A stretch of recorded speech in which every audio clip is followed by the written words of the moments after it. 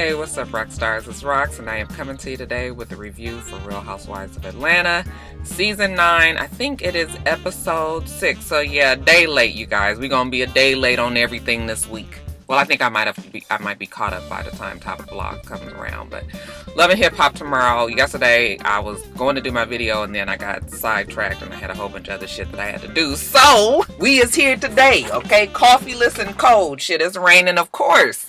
Does that when I'm in this car. It's not too dark though. You guys see the tint? The tint is actually quite dark, but you guys can't really see it here, so not too bad. I got to get the tint redone though. They did not do a good job. There's bubbles everywhere, so a little bit annoyed about that, but you know, such is life. Anyway, the review. Let's get to it, shall we?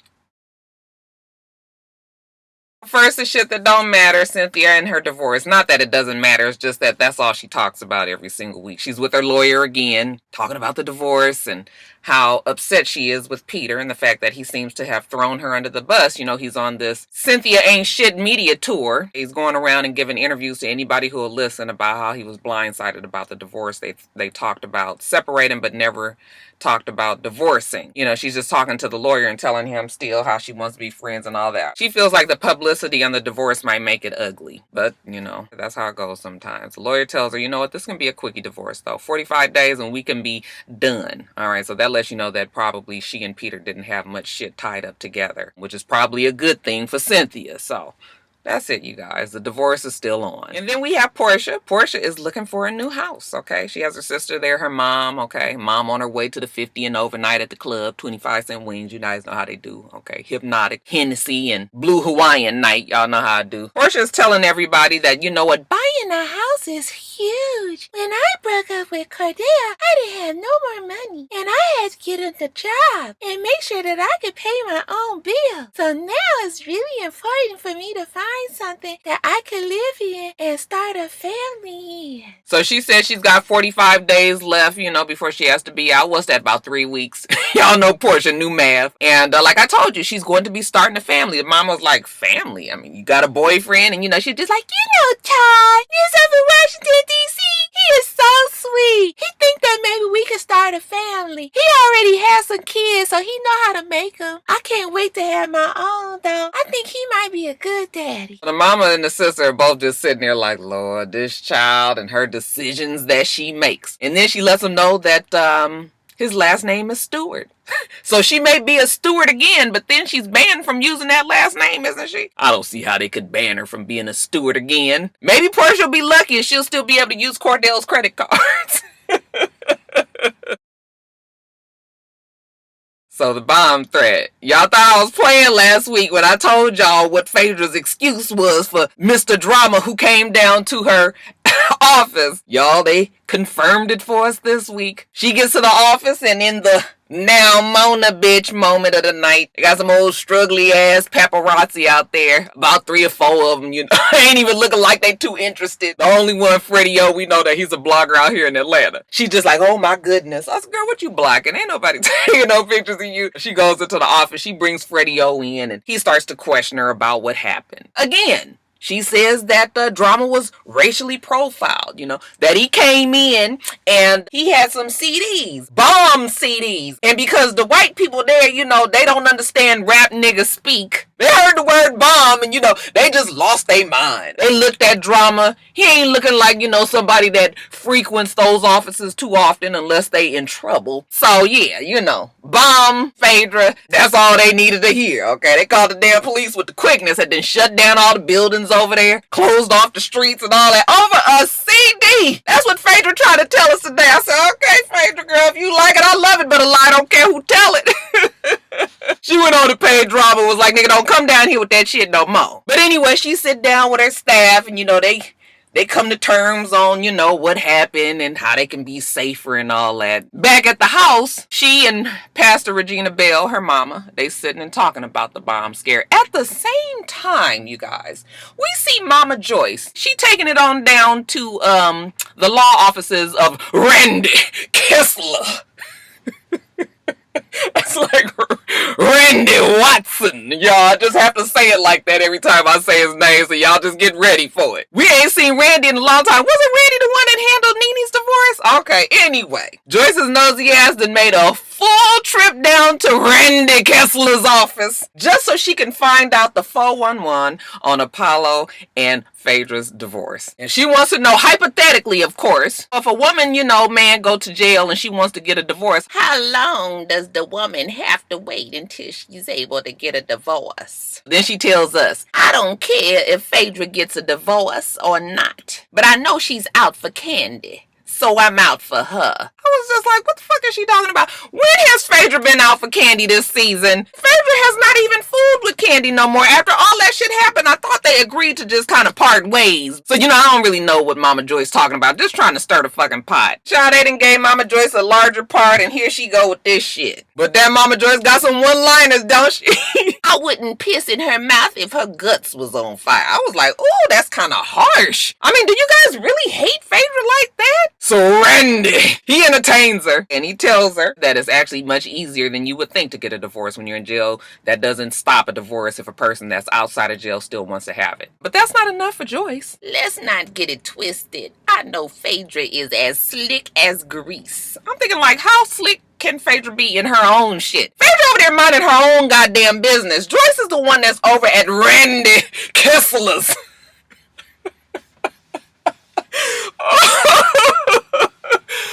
Oh, shit. What was I saying? She's the one that's over at the damn office. Kandi, if you don't get your damn mama for Pastor Regina Bell to whoop ass, okay? We gonna be here for two old ladies fighting. I'm just tired of Phaedra getting away with her lies. I mean, I ain't no rocket scientist, but it don't take a rocket scientist to put two and two together. I'm educated in the streets, and it didn't come from walking. Them streets gonna get you fucked up.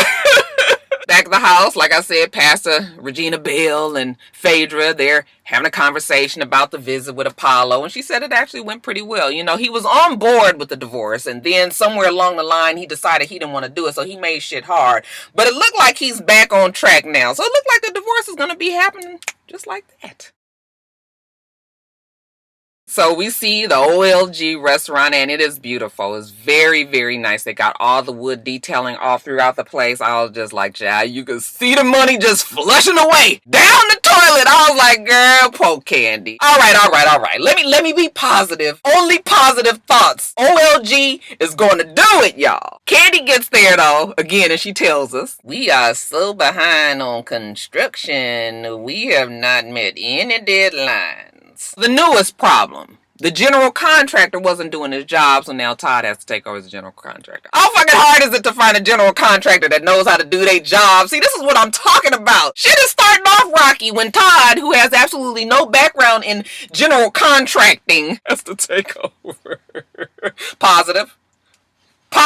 I'm very concerned about the liquor license. Because you guys know, and I know, that if you got a restaurant and you don't serve alcohol, your restaurant will not make the money that it should be making. Restaurants need alcohol on their menu. So it looks like they're so behind that the permitting is the issue. If you get too behind, your permitting time runs out, and then you've got to start over, which means you've got to get back at the end of the line and go through the process again. And you guys know what that means.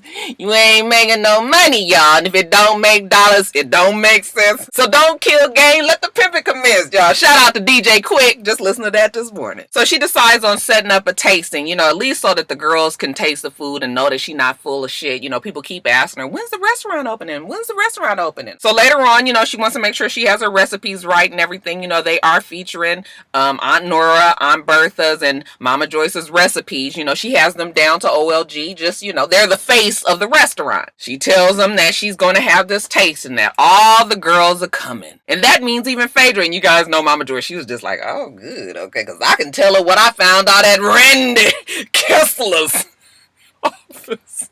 I'm going to stop y'all. Oh, shit. So, they're sitting there, they're talking, and, Joyce asks her, what about the bombing? Did you hear anything else about it? Mama, I don't know about that. I have not talked to her about that. Kandi says that, Drama has spoke highly of Phaedra in the past. I'm confused about the whole thing. We had sat down and met with him last year, and he seemed to be, real cool with everybody. Mama Joyce. He spoke so highly of her. He wanted to take her high tie her up. Then Bertha gonna throw her little shade in, was like, that's her trademark. She like to be with men in jail. So now, you guys, it is quite obvious. People have been pointed out to me. I can't ignore it anymore. That Kandi is no longer going to be the bad guy in her usual passive-aggressive way. She is going to let her family now talk about Phaedra. And she's going to take the mama, don't say that route. Knowing full well that her aunties and her mama is messy as fuck. And they're going to shade Phaedra as much as they can anytime they can. I don't think I really like that part of Kandi. Well, it's just kind of looking like you guys are all beating up and ganging up on Phaedra. Anyways, you guys, the girls start showing up. Sheree, Kenya, Porsha. Child, they got Sheree sitting next to Mama Joyce. And she tells Mama Joyce that Kenya called her wig that she had on a tired Mama Joyce wig. And Mama Joyce was like, wait, what? What's wrong with Mama Joyce wig? They all start backpedaling and pussy popping, as James would say. Kenya's like, no, Mama Joyce, that is not what I said. You know, yeah, that is what you said. That's probably not what you meant, even though I do think that's what you meant. Mama Joyce was like, shit, this ain't even no wig, bitch. This is all natural right here. Speaking of wigs, you guys, here come Mustafa with this big ass. I said, Cynthia, absolutely not. I know y'all like that shit. I have no problem with natural hair. That big ass, it looked like somebody fucking cleared out a brush and just was like, here, girl, we just gonna put it all, you know, like so. I can't stand it. Y'all done gassed her up with that shit. Then to round it out, you guys, here comes Phaedra. Okay, Mama Joyce sees her and makes a beeline for it. Can I talk to you for a second? You know, Phaedra's just like, sure. Kandi was just like, oh God, what is about to go on here? So right when, you know, Mama Joyce and Phaedra's in the other room and, you know, Mama Joyce is about to start up like, I'm so sorry to hear about your divorce. Kandi comes, she was just like, Mama, what are you doing? Mama Joyce was just like, I'm just trying to talk to Phaedra. And Kandi was just like, no, come on, Mama, let's just go eat. And she was like, let's go eat. She's, yes, let's just go eat. Okay. Phaedra's still not really knowing what's going on. She was just like, well, all right. Okay, so she didn't get to do what she needed to do. But baby, the night is young. And you know Mama Joyce got Phaedra in her fucking crosshairs. They sit down and Phaedra starts to tell them again this old tired ass story about drama in the bomb ass CD. Joyce was just like, well, they said that he was tired of you fucking him around and that he was gonna blow you the fuck up.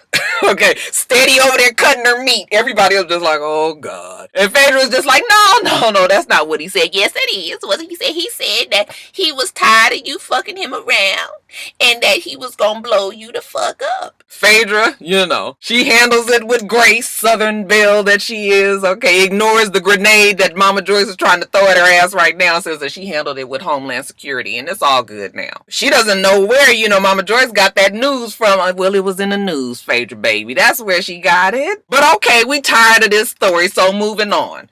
Sheree, messy bitch number 2, so she says to Kandi, so what's going on with Block? Kandi looks at her like this and was just like, what do you mean what's going on with Block? Well, is he reaching out? You had told me that he was trying to, you know, so Kandi starts telling them, yeah, no, you know, the nigga called me and he was acting a fool and talking about co-parenting and all of this. Everybody's like, what, co-parenting? He want to co-parent now that the baby's old, huh? Oh, okay. Sheree takes it a bit further and says, well, Porsha, when you dated him, did he ever talk about Riley?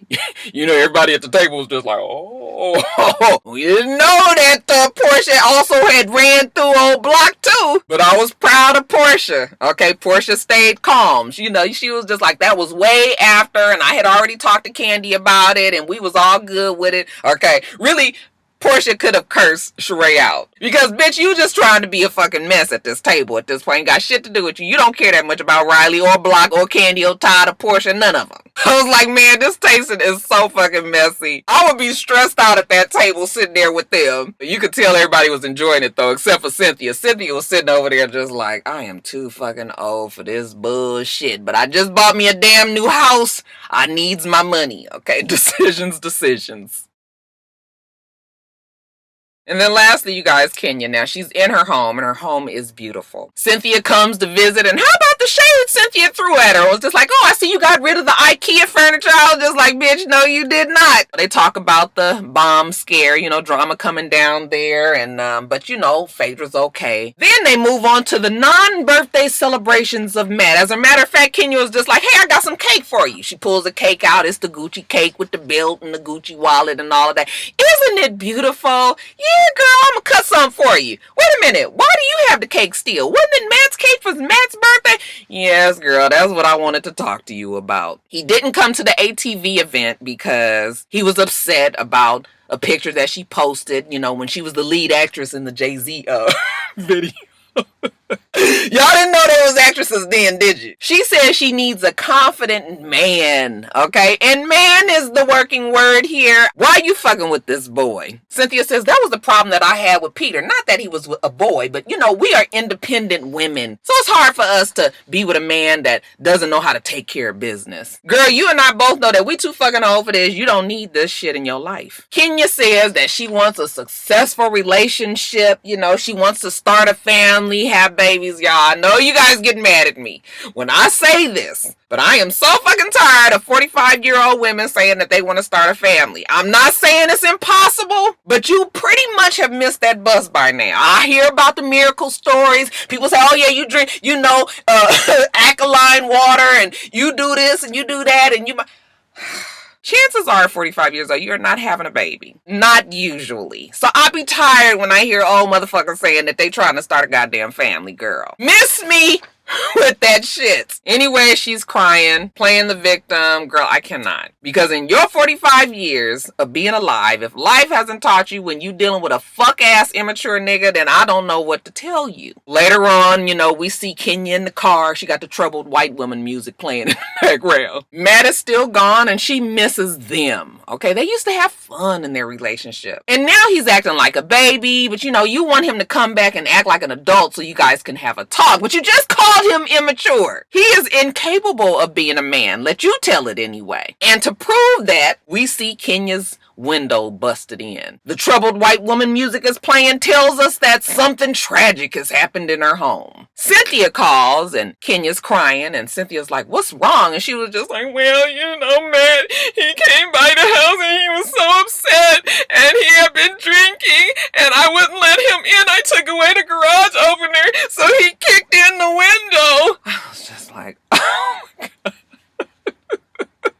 I'm not laughing at the man doing his domestic violence bullshit. I'm laughing at the fact that you old enough to know that you shouldn't be dealing with this. I'm sorry. There's some things that are no-brainers. I cannot be with a motherfucker that I am afraid of. Cynthia was just like, what? Where you do that at? Why you with a nigga that's kicking in your shit? What is he, a child? Kenya says he's acting like a child. Roxanne said, bitch, he is a child. Shit. Why are you trying to be with him? There are some men that are younger that are mature. Okay, I won't say that about all young men. But chances are, again, that you might get the one that still has some growing up to do. She tells Cynthia, I don't think he'd ever hurt me, but baby, I would not be around to try it. Cynthia was just like, listen, I gotta go catch a plane. I can't be on this phone with you all day. Okay, but I love you. You better than this. You don't need to deal with this mess. Okay, I gotta go. When she gets off the phone, Kenya, she wants to talk to the producers. Can you come here, please? So she walks off the camera. I just really love him. I mean, he's a good person. He just has